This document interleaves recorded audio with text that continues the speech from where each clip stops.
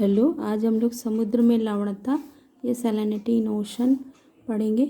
इसे खारापन भी कहते हैं। समुद्र में लवण यानी नमक होता है। नमक या कई तरह के नमक पाए जाते हैं, आगे आप पता करेंगे।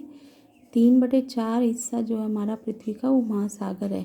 जल में प्रायः सभी चीज़ों को घुला देने का गुण होता है। और सैलिनिटी जो सबसे इम्पॉर्टेंट कारक है उसके होने का, वो है वाष्पीकरण या इवेपोरेशन। और समुद्र में जैसे जैसे इवेपोरेशन होता है, तो इवेपोरेशन के कारण पानी जो फ्रेश वाटर होता है वो ऊपर उठ जाता है और उसमें सिर्फ लवण बच जाता है, तो वो लवणता को बढ़ा देता है। दूसरा कारक है वर्षा या रेन। अधिक पानी बरसेगा बादलों की मदद से तो सॉफ्ट वाटर आ जाएगा और वहाँ लवणता कम हो जाएगी। तीसरा कारण है नदी। नदी जहाँ जहाँ ज़्यादा होगा समुद्र में, वहाँ वहाँ वो सॉफ्ट वाटर लाती है और इसके कारण वहाँ लवणता कम हो जाती है। हिम भी उसी प्रकार से है। जहाँ हिम पिघलेगा या हिम जमा हो जाएगा तो वहाँ इवेपोरेशन नहीं होगा, और जहाँ हिम पिघलेगा वहाँ पानी फ्रेश होगा, जिसके कारण लवणता कम होती है।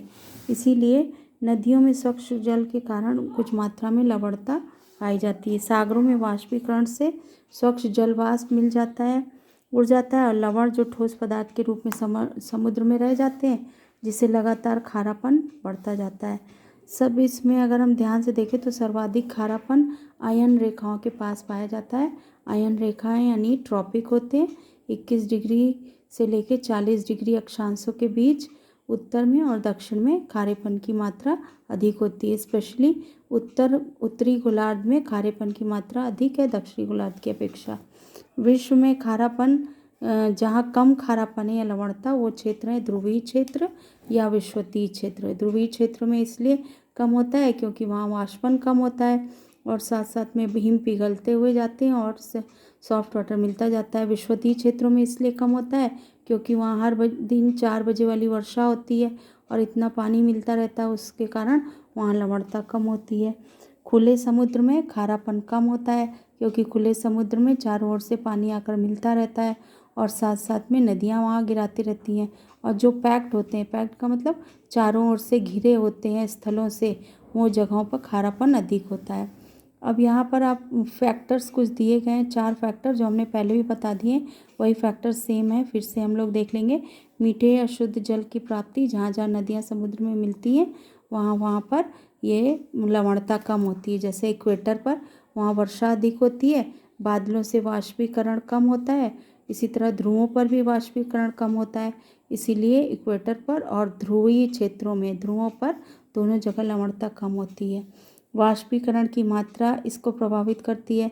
अयन रेखाओं में वाष्पीकरण सबसे ज़्यादा होता है, धूप अधिक होती है, इसीलिए यहाँ लवणता की मात्रा सबसे ज़्यादा होती है अयन रेखाओं पर। अयन रेखाएं माने उष्णकटिबंधीय क्षेत्र जो 21 से 40 डिग्री अक्षांशों पर। फिर वायु और धाराओं का प्रभाव भी पड़ता है। वायु माने विंड है और धाराएं माने करेंट्स।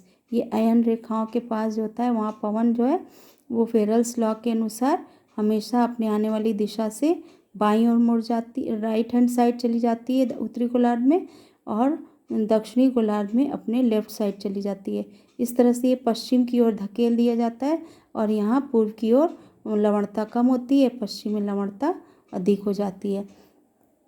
यही कारण स्थलीय पवन का भी है। स्थलीय पवन यानी लैंड ब्रीज, जो स्थल से समुद्र की ओर चलते हैं, तो स्थल से समुद्र की ओर जब पवन चलती है तो वो लवणता को समुद्र में दूर ले जाती है और तट के निकट लवणता कम हो जाती है। समुद्री जीव जंतु भी कुछ होते हैं जिनके ढांचे कैल्शियम कार्बोनेट के बने होते हैं, और वो ढांचा जब अपना छोड़ते हैं तो उसमें लवणता भी छोड़ते जाते हैं, और इसी तरह से लवणता कम ज़्यादा हो जाती है जहाँ समुद्री जीव जंतु अधिक पाए जाते हैं।